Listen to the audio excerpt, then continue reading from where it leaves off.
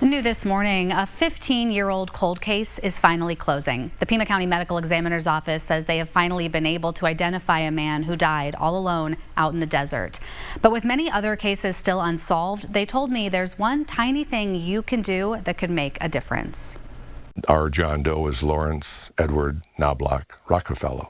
For forensic anthropologist Dr. Bruce Anderson, confirming this man's identity has been a long time coming. In 2008, he examined the bones found out in Vernon, Arizona. So I did that at the request of the forensic pathologist and found a rib, one of his lower ribs, with a very suspicious fracture to it. While we don't know what happened to Lawrence, finding his name was a process. With their hundreds of cold cases, the medical examiner's office works with several forensic investigative genetic genealogy groups, or forensic IgG groups, like DNA Hawkshaw, who arranged for Pima County to send Lawrence's bone sample to a lab. The lab created a DNA profile, which the group put into two public databases used by companies like 23andMe and Ancestry.com. That's how they got a hit on a distant cousin, and through some old-fashioned genealogy work, they found a woman in western Arizona who they thought could be their John Doe's sister. So in the case of Vernon, Arizona John Doe, he became candidate Lawrence Knobloch Rockefeller about a month ago.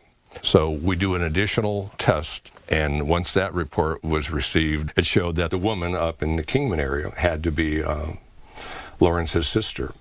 Dr. Anderson says that initial jump from a DNA sample to a possible name is something we could all help to boost, to hopefully solve more cold cases, like this man whose remains were found late last year. By taking those 23andMe type tests and making your results public, your DNA could lead to answers. And locally, it's already worked a dozen times. Almost always, the person who provided this SNP DNA profile never met the missing person, therefore never knew they were missing or dead. So people trying to solve their own little close family riddles and flesh out their own pedigree, they can do a great service. Anderson says it could go a lot further if more people, and especially people of color, would be more willing to share their genetic results. Only about 10% hit that button, the share button.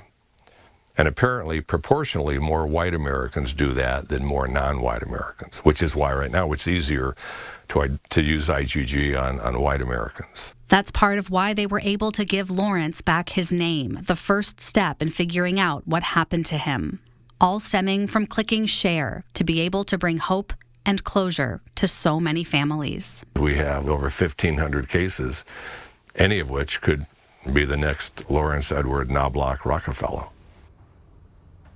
So Dr. Anderson says with most of these genetics websites, if you've taken a test in the last few years or so, you should be able to go back into your account and choose to share your results even if you did before. That one little click could really make a big difference somewhere for someone. And crazy thing, it's all it takes is one click, and the tool that doctors like him just needed, putting more of those pieces together, probably a lot of closure for families that could be really powerful. That's what we want, yeah.